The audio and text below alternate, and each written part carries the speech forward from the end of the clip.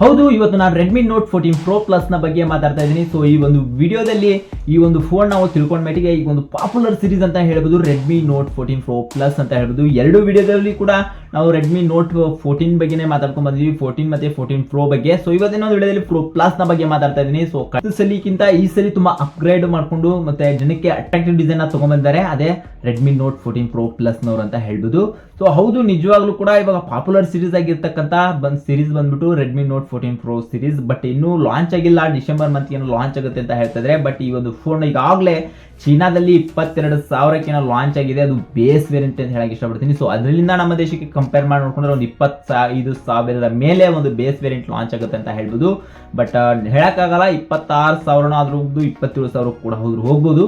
But ಕಾದ್ ನೋಡೋಣಂತೆ ನಮ್ಮ ಭಾರತ ದೇಶದಲ್ಲಿ ಏನಾದ್ರು ಲಾಂಚ್ ಆದ ತಕ್ಷಣ ಇದರ ಒಂದು ಪ್ರೈಸ್ ಎಷ್ಟಿರುತ್ತೆ, ಎಷ್ಟಕ್ಕೆಲ್ಲ ಲಾಂಚ್ ಮಾಡ್ತಾರೆ ಅಂತ ಅಂದ್ಬಿಟ್ಟು. ಸೊ ಈ ಒಂದು ಫೋನ್ ಬಿಲ್ಡ್ ಕ್ವಾಲಿಟಿ ಹೇಗಿದೆ, ಮತ್ತೆ ಈ ಒಂದು ಫೋನ್ ಯಾವೆಲ್ಲ ಪರ್ಫಾರ್ಮೆನ್ಸ್ ರನ್ ಆಗ್ತಾ ಇದೆ, ಮತ್ತೆ ಡಿಸ್ಪ್ಲೇ ಅಲ್ಲಿ ಯಾವ ಡಿಸ್ಪ್ಲೇ ಅಂತ, ಮತ್ತೆ ಬ್ಯಾಟ್ರಿ ಏನು ಅಂತ ಏನ್ ಡೆಪ್ತ್ ಆಗಿ ತಿಳ್ಕೊಂಡು ಬರೋಣಂತೆ. ಸೊ ಅದನ್ನೆಲ್ಲ ತಿಳಿಸ್ಕೊಡೋಕ್ಕಿಂತ ಮುಂಚೆ ನೀವು ನಮ್ಮ ಚಾನಲ್ನ ಸಬ್ಸ್ಕ್ರೈಬ್ ಮಾಡ್ಕೊಂಡಿಲ್ಲ ಅಂದ್ರೆ ದಯವಿಟ್ಟು ನಮ್ಮ ಒಂದು ಚಾನಲ್ನ ಸಬ್ಸ್ಕ್ರೈಬ್ ಮಾಡ್ಕೊಡಿ. ಜೊತೆ ವಿಡಿಯೋ ಇಷ್ಟ ಆಗಿದ್ರೆ ಒಂದು ಲೈಕ್ನು ಸಹ ಮಾಡಬಹುದು. ಸೊ ಬನ್ನಿ ನಮ್ಮ ಒಂದು ವಿಡಿಯೋನ ಕಂಟಿನ್ಯೂ ಮಾಡೋಣಂತೆ. ಸೊ ಈ ಒಂದು ಫೋನ್ ಬಾಕ್ಸ್ ನಾವು ಓಪನ್ ಮಾಡಿದ ತಕ್ಷಣ ಈ ಒಂದು ಫೋನ್ ಅಲ್ಲಿ ನಮಗೆ ಸಿಮ್ ಟ್ರೇ ನೋಡಕ್ ಸಿಗ್ತಾ ಇದೆ. ಸೊ ಬ್ಯಾಕ್ ಕೇಸ್ ಸಹ ಸಿಗ್ತಾ ಇದೆ, ಮತ್ತೆ ಡಾಕ್ಯುಮೆಂಟೇಶನ್ ಸಹ ಅವೈಲೇಬಲ್ ಇದೆ. ಮತ್ತೆ 90 ವ್ಯಾಟ್ ನ ಪವರ್ ಅಡಾಪ್ಟರ್ ನಮಗೆ ಈ ಒಂದು ಫೋನ್ ಅಲ್ಲಿ ಸಿಗ್ತಾ ಇದೆ ಅಂತ ಹೇಳೋದು. USB to Type-C ಕೇಬಲ್ ಸಿಗ್ತಾ ಇದೆ. ಇನ್ನು ಈ ಒಂದು ಫೋನ್ ಅಲ್ಲಿ ಯಾವುದೇ ರೀತಿ ಮೆಟೀರಿಯಲ್ಸ್ಗಳಿಲ್ಲ. ಸೊ ಇಷ್ಟು ಟೂಲ್ಸ್ ನ ಇನ್ನು ಒಂದು ಬಾಕ್ಸ್ ಒಳಗೆ ಗಮನಿಸಬಹುದು. ಇನ್ನು ಡಿಸೈನ್ ಬಗ್ಗೆ ಹೇಳ್ಬೇಕಪ್ಪ ಅಂತಂದ್ರೆ ಫ್ರಂಟ್ ಮತ್ತು ಬ್ಯಾಕ್ ನಮಗೆ ಕರ್ವ್ ನೋಡಕ್ ಸಿಗ್ತಾ ಇದೆ. ಫೋನ್ ಅಲ್ಲಿ ಆರಾಮಾಗಿ ಗ್ರಿಪ್ಪಿಂಗ್ ಫೀಲ್ ನ ನಮಗೆ ಎಂಜಾಯ್ ಮಾಡ್ಕೋಬಹುದು. ಯಾಕಂದ್ರೆ ಅಂತಂದ್ರೆ ಫ್ಲಾಟ್ ಸರ್ಫೇಸ್ ಇಲ್ಲ, ಇಲ್ಲಿ ಯಾವುದೇ ರೀತಿ ಕರ್ವ್ ಇರೋದ್ರಿಂದ ಆರಾಮಾಗಿ ನಾವು ಫೋನ್ ಗ್ರಿಪ್ ಆಗಿ ಇಟ್ಕೋಬಹುದು. ಮತ್ತೆ ಫ್ರಂಟ್ ಮತ್ತೆ ಬ್ಯಾಕ್ ಕೂಡ ಎರಡಕ್ಕೂ ಕೂಡ ಗ್ಲಾಸ್ ನ ಯೂಸ್ ಮಾಡಿದೆ. ಫ್ರಂಟ್ ಅಲ್ಲಿ ನಮಗೆ ವಿಕ್ಟಲ್ 2 ನ ಗ್ಲಾಸ್ ನ ಯೂಸ್ ಮಾಡಿದ್ದಾರೆ, ಅದು ಗೋರಿಲ್ಲಾ ಅವರ. ಬ್ಯಾಕ್ ಅಲ್ಲಿ ಕೂಡ ಅಷ್ಟೇ ಗೋರಿಲ್ಲಾ ಗ್ಲಾಸ್ ನವರ 7i ನ ಯೂಸ್ ಮಾಡಿದ್ದಾರೆ. ಸೊ ಅದು ಕೂಡ ಬೆಸ್ಟ್ ಡಿಸ್ಪ್ಲೇ ಅಂತ ಹೇಳಕ್ ಇಷ್ಟಪಡ್ತೀನಿ. ಈ ಒಂದು ಫ್ರಂಟ್ ಮತ್ತೆ ಬ್ಯಾಕ್ ಸೈಡ್ ನೋಡ್ಕೊಂಡಾಗ ನಮ್ಮ phone over all look design ಸಖತ್ತಾಗಿ ಪ್ರೀಮಿಯಂ ಕಾಣ್ತಿದೆ. ಬಟ್ ಫ್ರೇಮ್ ಮಾತ್ರ ಇಲ್ಲಿ ಪ್ಲಾಸ್ಟಿಕ್ ಫ್ರೇಮ್ ನ ಕೊಡ್ತಾ ಇದ್ದಾರೆ. ಸೊ ಅದೇ ಒಂದು major problem. But it's okay, ಹೇಳಕ್ಕಾಗಲ್ಲ. ಸ್ವಿಚ್ ಮಾಡಬೇಕಾಗಿತ್ತು, ಮಾಡಿಲ್ಲ. ಬಟ್ ಆ ಫೋನಲ್ಲಿ ಕೂಡ ಮಾಡಿರಲಿಲ್ಲ 13 ಪ್ರೋ ಪ್ಲಸ್ ಅಲ್ಲಿ ಕೂಡ. ಸೊ ಇವಾಗಲೂ ಕೂಡ ಹಂಗೆ ಇದೆ. ಬಟ್ ಗ್ಲಾಸ್ ಬ್ಯಾಗ್ ಕೂಡ ಲಾಸ್ಟ್ ಅಲ್ಲಿ ಲೆದರ್ ಬ್ಯಾಗ್ ನ ನೋಡಿದ್ವಿ. It's okay, phone attractive design ಇದೆ, ನನಗೆ ಅಷ್ಟು ಸಾಕು ಅಂತ ಹೇಳಕ್ ಇಷ್ಟಪಡ್ತೀನಿ. ಲುಕ್ ಈ ಒಂದು ಫೋನ್ ಡಿಸ್ಪ್ಲೇ ಬಗ್ಗೆ ಬಂದ್ವಪ್ಪ ಅಂದ್ರೆ 6.67 ಇಂಚಸ್ ನ 1.K ರೆಸೊಲ್ಯೂಷನ್ ಇರ್ತಕ್ಕಂಥ ಅಮೋಲೆಡ್ ಡಿಸ್ಪ್ಲೇ ನೋಡ್ತಾ ಇದೀವಿ. ಅದು ಕೂಡ 120 ಹರ್ಟ್ಸ್ ನ ರಿಫ್ರೆಶ್ ರೇಟ್ ಇರ್ತಕ್ಕಂಥ ಡಿಸ್ಪ್ಲೇ ಅಂತ ಹೇಳ್ಬೋದು. ಈ ಒಂದು ಫೋನ್ ನಮಗೆ ಔಟ್ಡೋರ್ ಎಕ್ಸ್ಪೀರಿಯನ್ಸ್ ಹೆಂಗಿರುತ್ತಪ್ಪ ಅಂತಂದ್ರೆ 3000 ನಿಟ್ ಸ್ಪೀಕ್ ಫ್ರೆಶ್ನೆಸ್ ಕೊಡ್ತಾ ಇರೋದ್ರಿಂದ ನೀವು ಆರಾಮಾಗಿ ಕೂಡ ಬಿಸಿಲಲ್ಲಿ ಕೂಡ ಯಾವುದೇ ರೀತಿ ಫೋನ್ ಮರ್ಜ್ ಮಾಡುವಂತ ಅವಶ್ಯಕತೆ ಇಲ್ಲ, ಆರಾಮಾಗಿ ಯೂಸ್ ಮಾಡ್ಕೋಬಹುದು. ಈ ಒಂದು ಡಿಸ್ಪ್ಲೇಲಿ ಯಾವುದೇ ರೀತಿ ಕಾಂಪ್ರಮೈಸ್ ಇಲ್ಲ, ಆರಾಮಾಗಿ ಈ ಒಂದು ಫೋನ್ ಯೂಸ್ ಮಾಡ್ಕೋಬಹುದು. ಡಾಲ್ಬಿ ವಿಷನ್ ಸಪೋರ್ಟ್ ಸಹ ಮಾಡ್ತಾ ಇದೆ ಇದರಲ್ಲಿ. ಸೊ ನಿಜವಲ್ಲೂ ಕೂಡ ಸ್ಪೀಕರ್ ಸಹ ಒಂದು ಒಳ್ಳೆ ಕೆಲಸ ಮಾಡ್ತಾ ಇದೆ ಅಂತ ಹೇಳ್ಬೋದು. ಈ ಒಂದು ಫೋನ್ ಪರ್ಫಾರ್ಮೆನ್ಸ್ ನೋಡ್ಕೊಂಡ್ರಪ್ಪ ಅಂದ್ರೆ ಸ್ನ್ಯಾಪ್ಡ್ರ್ಯಾಗನ್ 7S gen3 ಪ್ರೊಸೆಸರ್ ನೋಡ್ತಾ ಇದೀವಿ. ಒಂದು ಲೆವೆಲ್ಗೆ ಅನ್ನೋದಕ್ಕಿಂತ ಲೆವೆಲ್ಗೆ ಪವರ್ಫುಲ್ ಪ್ರೊಸೆಸರ್. 25,000 ರಿಂದ 26,000 ಪ್ಲಸ್ ಪಾಯಿಂಟ್ ಅಲ್ಲಿ ಏನಾದ್ರು ಲಾಂಚ್ ಆದ್ರೆ ಈ ಒಂದು ಪ್ರೊಸೆಸರ್ ಒಳ್ಳೆ ಪ್ರೊಸೆಸರ್ ಅಂತ ಹೇಳಕ್ ಇಷ್ಟಪಡ್ತೀನಿ. ಅದಕ್ಕಿಂತ ಸ್ಕೋರ್ ನೋಡ್ಕೊಂಡಾಗ ಈ ಒಂದು ಫೋನ್ ಅಲ್ಲಿ ನಮಗೆ 7,18,000 ರೇಟಿಂಗ್ ನ ನೋಡಕ್ ಸಿಗ್ತಾ ಇದೆ. ಬಟ್ ಪರವಾಗಿಲ್ಲ, 7,18,000 ಅಂತಂದ್ರೆ ಇನ್ನು 10 ಲಕ್ಷದವರೆಗೂ ಕೂಡ ಅಪ್ರೋಕ್ಸಿಮೇಟ್ಲಿ ಹಿಡ್ಕೋಬೇಕಾಗಿತ್ತು. ಬಟ್ ನೋಡೋಣ, ಇನ್ನು 2 ತಿಂಗಳವರೆಗೂ ಇದೆ ನಮ್ಮ ದೇಶದಲ್ಲಿ ಯಾವ ಲೆವೆಲ್ಗೆ ಸ್ಕೋರ್ ಏರಬಹುದು ಅಂತ ಅಂದ್ಬಿಟ್ಟು ಕಾದು ನೋಡೋಣ.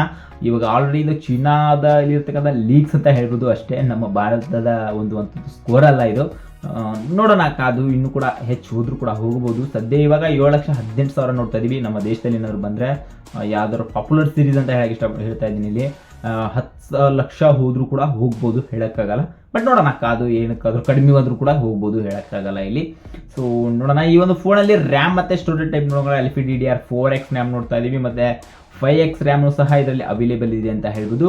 12GB 4X ರ್ಯಾಮ್ ನ ಅವೈಲೇಬಲ್ ಇದೆ. ಇಲ್ಲಿ 16GB 5X ರ್ಯಾಮ್ ನ ನೋಡಕ್ ಸಿಗ್ತಾ ಇದೆ. UFS 2.2 ಸ್ಟೋರೇಜ್ ನೋಡ್ತಾ ಇದು ಕೂಡ 256GB. UFS 3.1 ಸ್ಟೋರೇಜ್ ಸಹ ಇದರಲ್ಲಿ 512GB.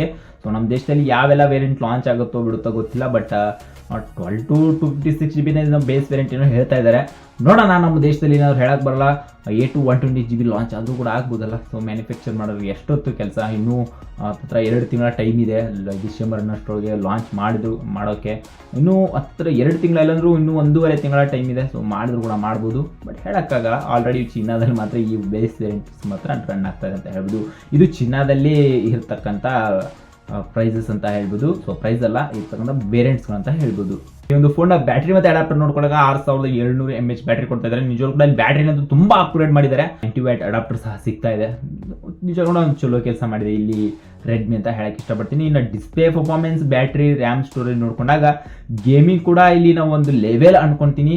ಸೊ ಯಾಕಂದ್ರೆ ಸ್ಮೂತ್ನಾಗಿ ನಾವು ಗೇಮಿಂಗ್ನ ಆಡ್ಕೋಬಹುದು. ಒಂದು ಲೆವೆಲ್ಗೆ ಇಲ್ಲಿ ಹೈ ಸೆಟ್ಟಿಂಗ್ಗಿಂತ ಒಂದು ಲೆವೆಲ್ಗೆ ಸ್ಮೂತ್ ಸೆಟ್ಟಿಂಗಲ್ಲಿ ಒಂದು ಆವ್ರೇಜ್ ಪರ್ಫಾರ್ಮೆನ್ಸಲ್ಲಿ ನಾವು ಆಡ್ಕೋಬೋದು. ಮತ್ತು ಹೆವಿ ಎಕ್ಸೆಪ್ಟೇಷನ್ಸ್ ಇಟ್ಕೊಳ್ಳೋಂಗಿಲ್ಲ.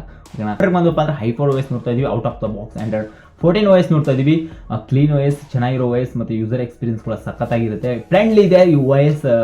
ನನಗಂತೂ ಸಖತ್ ಇಷ್ಟ ಆಯಿತು. ಈ 3 ಫೋನಲ್ಲಿ ಕೂಡ ಈ ಹೈಪರ್ OSನ ಯೂಸ್ ಮಾಡಿದ್ರೆ ಚೆನ್ನಾಗಿ ನನಗೆ ಸಖತ್ ಇಷ್ಟ ಆಯಿತು ಅಂತ ಹೇಳಕ್ಕೆ ಇಷ್ಟಪಡ್ತೀನಿ. ಸೊ ಮೇನ್ ಪಾರ್ಟ್ ಅಪ್ಪ ಅಂತಂದರೆ ಈ ಒಂದು ಫೋನಲ್ಲಿ ಕ್ಯಾಮ್ರಾ ಅಂತ ಹೇಳಕ್ಕೆ ಇಷ್ಟಪಡ್ತೀನಿ. ಸೊ ಈ ಒಂದು ಫೋನಲ್ಲಿ ನಮಗೆ ಪ್ರೈಮರಿ ಕ್ಯಾಮ್ರಾ ಬಂದುಬಿಟ್ಟು 50 ಮೆಗಾಪಿಕ್ಸೆಲ್ ಇರುತ್ತೆ. ಅದು ಕೂಡ ಲೈಟ್ ಫ್ಯೂಷನ್ ಅಂತ ಹೇಳ್ಬೋದು, ಲೈಟ್ ಫ್ಯೂಷನ್ 800. ಸೊ ಈ ಒಂದು ಕ್ಯಾಮ್ರಾನ ಇದು OS ಸ್ಟೆಬಿಲೈಸೇಷನ್ ಸಹ ಸಪೋರ್ಟ್ ಆಗುತ್ತೆ. ಇದೊಂದು ಮೇನ್ ಕ್ಯಾಮ್ರಾ ಆಗಿರುತ್ತೆ. ಸೊ ಇದರಲ್ಲಿ ಸೆಕೆಂಡ್ ಕ್ಯಾಮ್ರಾ ಬಂದು 8 ಮೆಗಾಪಿಕ್ಸೆಲ್ ಇರುತ್ತೆ. ಅದು ಕೂಡ ಅಲ್ಟ್ರಾ ವೈಡ್ ಆಗಿರುತ್ತೆ. ಅದು ಕೂಡ ಸೋನಿಯವರ IMX335 ಸೆನ್ಸರ್ನ ನೋಡ್ತಾ ಇದ್ದೀವಿ. ಇನ್ನು ಕ್ಯಾಮ್ರಾ ಬರುತ್ತೆ, ಮೂರನೇ ಕ್ಯಾಮ್ರಾ. ಅದು ಕೂಡ 50 ಮೆಗಾಪಿಕ್ಸೆಲಲ್ಲಿ ಫೋಟೋಸ್ನ ಶೂಟ್ ಮಾಡುತ್ತೆ. ಅದು 2.5x ವರೆಗೂ ಕೂಡ ಟೆಲಿಫೋಟೋಸ್ನ ಶೂಟ್ ಮಾಡುತ್ತೆ. ನಿಜವಾದ ಒಂದು ಜೇನ್ ಸೆನ್ಸರ್ನ ಯೂಸ್ ಮಾಡಿದಂಥ ಸ್ಯಾಮ್ಸಂಗ್ನವರ ಸೆನ್ಸರ್ ಇದು ಬೆಟರ್ ಇದೆ, ಒಂದು ಲೆವೆಲ್ಗೆ ಡಿಸೆಂಟ್ ಇದೆ ಅಂತ ಹೇಳ್ಬೋದು. ಮತ್ತು ಇನ್ನೊಂದು ಫೋನ್ನ ವಿಡಿಯೋ ರೆಕಾರ್ಡಿಂಗ್ ನೋಡ್ಕೊಂಡಾಗ 4K 30 FPS ಒಳಗೆ ರೆಕಾರ್ಡ್ ಮಾಡ್ಕೋಬೋದು. ಲೆವೆಲ್ ಓಕೆ, ಪರವಾಗಿಲ್ಲ. ಈ ಒಂದು ಕ್ಯಾಮ್ರಾದಲ್ಲಿ ಈ ವಿಡಿಯೋ ಕ್ವಾಲಿಟಿ ಕೂಡ OS ಸ್ಟೆಬಿಲೈಸೇಷನ್ ಇರೋದ್ರ ಓಕೆ, ಪರವಾಗಿಲ್ಲ. ಈ ಒಂದು ಡಿಸೆಂಟ್ ಕ್ವಾಲಿಟಿ ಅನ್ನೋದಕ್ಕಿಂತ ಒಂದು ಬೆಟರ್ ಕ್ವಾಲಿಟಿ ಮತ್ತು ಬೆಟರ್ ಫೋಟೋಸ್ ಕೂಡ ಪ್ರೊಡ್ಯೂಸ್ ಮಾಡುತ್ತೆ ಅಂತ ಹೇಳ್ಬೋದು. ಇನ್ನು ಫ್ರಂಟಲ್ಲಿ ನೋಡ್ಕೊಂಡಾಗ 20 ಮೆಗಾಪಿಕ್ಸೆಲ್ನ ಓಮಿನಿಯವರ 208 ಪ್ರೊಸೆಸರ್ ನೋಡ್ತಾ ಇದ್ದೀವಿ. ಇದೊಂದು ಸಿಂಪಲ್ ಆಗಿರ್ತಕ್ಕಂಥ ಸೆಲ್ಫಿ ಶೂಟರ್ ಅಂತ ಹೇಳ್ಬೋದು. ಈ ಒಂದು ವಿಡಿಯೋದಲ್ಲಿ 4K ಕೊಡಿದ್ರು ಕೂಡ ಇನ್ನು ಚೆನ್ನಾಗಿರ್ತಾ ಇತ್ತು. ಫುಲ್ HD 30 FPS ಒಳಗೆ ರೆಕಾರ್ಡ್ ಮಾಡ್ಕೋಬೋದು. ನಿಜವಾಗ್ಲೂ ಕೂಡ ಇಲ್ಲಿ ಸ್ವಲ್ಪ ಡಿಸಪಾಯಿಂಟ್ ಆಯಿತು. ಯಾಕಂದರೆ ಪ್ರೋ ಪ್ಲಸ್ ಸೀರೀಸ್ ನೋಡ್ತಾ ಇದ್ದೀವಿ ನಾವು. ರೆಡ್ಮಿ ನೋಟ್ 14 ಪ್ರೋ ಪ್ಲಸ್ ಸೀರೀಸಲ್ಲಿ 4K ಕೂಡ ಸ್ವಿಚ್ ಮಾಡಬೇಕಾಗಿತ್ತು. ಇದೊಂದು ವಿಚಾರದಲ್ಲಿ ಯಾಕೋ ಸ್ವಿಚ್ ಮಾಡಿಲ್ಲ ರೆಡ್ಮಿ ಅವರು. ಸೊ ಏನು ಮಾಡಿದ್ರು ಗೊತ್ತಿಲ್ಲ, ಬಟ್ ಈ ಒಂದು ವಿಚಾರದಲ್ಲಿ ಸ್ವಿಚ್ ಆಗಬೇಕಾಯ್ತು ಅಂತ ನನಗನ್ನಿಸ್ತು. ಬಟ್ ನೋಡೋಣ ಏನೆಲ್ಲ ಮಾಡ್ತಾರೆ ಅಂತ ಅಂದ್ಬಿಟ್ಟು. ಆ್ಯಂಡ್ ಈ ಒಂದು IP66, 68 ಮತ್ತು 69 ವಾಟರ್ ಮತ್ತು ಡಸ್ಟ್ ರೆಸಿಸ್ಟೆನ್ಸ್ ಸಹ ಸರ್ಟಿಫಿಕೇಶನ್ ಸಹ ಆಗಿದೆ ಈ ಒಂದು ಫೋನಲ್ಲಿ. ಸೊ ಇಷ್ಟಾಗಿತ್ತು ಇವತ್ತಿನ ಹಾನೆಸ್ಟ್ ರಿವ್ಯೂ. ಸೊ ನಿಮ್ಗೆ ಏನು ಅನಿಸುತ್ತೋ ಈ ಒಂದು ರೆಡ್ಮಿ ನೋಟ್ 14 ಪ್ರೋ ಪ್ಲಸ್ನ ವಿಡಿಯೋ. ಸೊ ನಿಮಗೆ ಸಖತ್ ಇಷ್ಟ ಆಗಿತ್ತು ಅಂತ ಅಂದ್ಕೊಂಡಿರ್ತೀನಿ. ಐ ಹೋಪ್ ನಿಜವಾಗ್ಲೂ ಕೂಡ ಈ ಒಂದು ವಿಡಿಯೋನ ಎಂಜಾಯ್ ಮಾಡಿದ್ದೀರಾ ಅಂದ್ಕೊಂಡಿರ್ತೀನಿ. ನಿಜವಾಗ್ಲೂ ಕೂಡ ಈ ಒಂದು ಫೋನ್ನ ನೀವು ತಗೋಬೇಕಪ್ಪ ಅನ್ನೋಗಿದ್ದಾರೆ ಅಲ್ಲಿವರೆಗೂ ವೆಯ್ಟ್ ಮಾಡೋಣ. ಈ ಒಂದು ಪ್ರೊಸೆಸರ್ಗೆ ಇನ್ಯಾವುದಾದ್ರೂ ಫೋನ್ ಬಂದರೂ ಕೂಡ ಬರಬಹುದು ಮಾರ್ಕೆಟಲ್ಲಿ. ಅಲ್ಲಿವರೆಗೂ ಯಾವುದಾದ್ರೂ ಬಂದಿಲ್ಲ ಅಂದರೆ ನಾನು ಸಜೆಸ್ಟ್ ಮಾಡ್ತೀನಂತೆ ಮತ್ತೆ ತಿರ್ಗಾ ಒಂದು ವಿಡಿಯೋನ ನೋಡಿಬಿಟ್ಟು. ಸೊ ಆಮೇಲೆ ಈ ಒಂದು ಪ್ರೊಸೆಸರ್ಗೆ, ಈ ಒಂದು ವಿಡಿಯೋಗೆ, ಡಿಸ್ಪ್ಲೇಗೆಲ್ಲ ತಿಳ್ಕೊಂಡಾಗ ನಿಜವಾಗ್ಲೂ ಕೂಡ ಒಂದು ಬೆಟರ್ ಆಪ್ಷನ್ ಆಗುತ್ತೆ. 26,000 27,000 ಏನಾದ್ರು ಲಾಂಚ್ ಆದರೆ 25,000 ಏನಾದ್ರು ಲಾಂಚ್ ಆಗಿಬಿಟ್ರೆ ನಿಜವಾಗ್ಲೂ ಕೂಡ ಇದೊಂದು ಫೋನ್ ಬೆಸ್ಟ್ ಆಪ್ಷನ್ ಅಂತ ಹೇಳಕ್ಕೆ ಇಷ್ಟಪಡ್ತೀನಿ. ನೋಡೋಣ ಕಾದು ನಮ್ಮ ಇಂಡಿಯಾ ಮಾರ್ಕೆಟಲ್ಲಿ, ನಮ್ಮ ಭಾರತ ಮಾರ್ಕೆಟಲ್ಲಿ. ಯಾಕಂದರೆ ಟ್ರಾನ್ಸ್ಪೋರ್ಟ್ ಚಾರ್ಜು, ಆಮೇಲೆ GST ಅದು ಇದು ಹಾಕೊಂಡು ಒಂದು 3,000 2,000 ಹೆಚ್ಚಿಗೆ ಇರುತ್ತೆ. ಸೊ ಅದಕ್ಕೋಸ್ಕರ ಹೇಳ್ತೀನಿ. ಸೊ ನೋಡೋಣ ಕಾದು ನಮ್ಮ ದೇಶದಲ್ಲಿ ಎಷ್ಟಕ್ಕೆಲ್ಲ ಲಾಂಚ್ ಆಗುತ್ತೆ ಅಂತ ಅಂದ್ಬಿಟ್ಟು. ಸೊ ಇದಕ್ಕೆ ನಮ್ಮ ಮುಂಚೆ ನೀವು ನಮ್ಮ ಚಾನಲ್ ಸಬ್ಸ್ಕ್ರೈಬ್ ಮಾಡ್ಕೊಂಡಿಲ್ಲ ಅಂದರೆ ದಯವಿಟ್ಟು ನಮ್ಮ ಒಂದು ಚಾನಲ್ ಸಬ್ಸ್ಕ್ರೈಬ್ ಮಾಡಿಕೊಟ್ರೆ ವಿಡಿಯೋ ಲೈಕ್ನ ಮಾಡಿ. ಇದೇ ರೀತಿ ಇಂಫಾರ್ಮೇಟಿವ್ ವಿಷಯಗಳನ್ನ ನಾವು ಡೇ ಬೈ ಡೇ ತಿಳಿಸ್ತಾ ಇರ್ತೀನಿ ಅಂತ. ಸೊ ಅದೇ ಸಿಗೋಣ ಇದೇ ರೀತಿ ಇಂಫಾರ್ಮೇಟಿವ್ ವಿಷಯ ಜೊತೆ. See you next one. ನಮಸ್ಕಾರ.